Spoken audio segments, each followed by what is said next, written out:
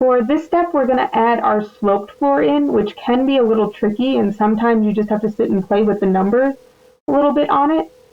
But to start it, I'm going to go into my entry-level floor plan by double-clicking on it in the project browser.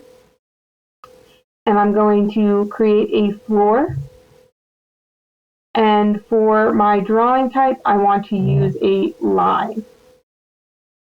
So I'm going to begin right here on the left, and I'm going to draw all the way to this endpoint.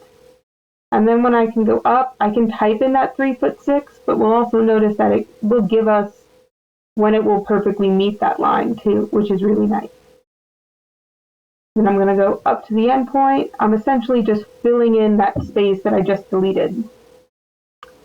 Now I'm going to hit Escape once, and I'm going to select Slope Arrow, and I'm going to go with my slope arrow from the midpoint here up this way.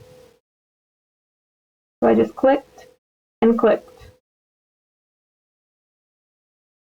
For our slope arrow, we have our height offset at our tail, which is currently set to 1, and they recommend setting it to -1 foot, which I'll do to look at.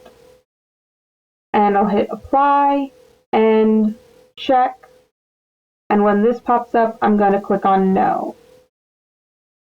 Now I'm going to go into my north elevation. So I'm going to double click on the north elevation, and what I want is for this slope to meet kind of where the ground is. So there's two different ways I can do that.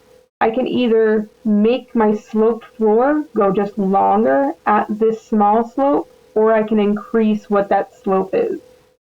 So I'm going to go back into my entry-level floor plan, and I'm going to click on Edit Boundary.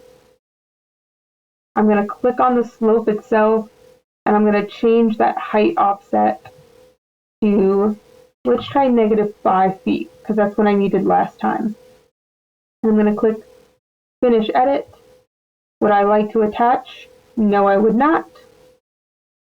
And I'm going to go back into the north view, and then I've got a slope that meets the ground at a pretty decent amount for it, what I needed. The other option would be is that you can just, if I go back into my entry level, I can click on the floor, edit boundary, and you could also just extend this out very, very far. And so that way with the small slope, it will still meet where you want it to go. But I just instead took the option of clicking on the slope and changing what I wanted that height offset to be. So I'm going to discard my edits because I don't want to edit it anymore. And save my work.